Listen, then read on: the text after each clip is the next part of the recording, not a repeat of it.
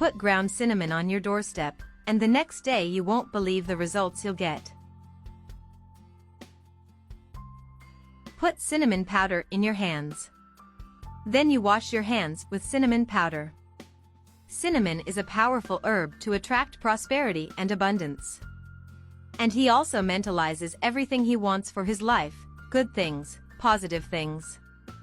Another infallible advice that few know: use cinnamon powder to attract money, love and health. It's very simple, you just have to put some cinnamon powder in a plastic bag, and just put it in your bag or wallet. Now it is enough to put a dose of cinnamon powder to complete the container. Let's put some garlic cloves too. And to finish, just put the bay leaf. With this you will have several ways to attract good energies. Thanks for looking so far. I stay here. A big kiss.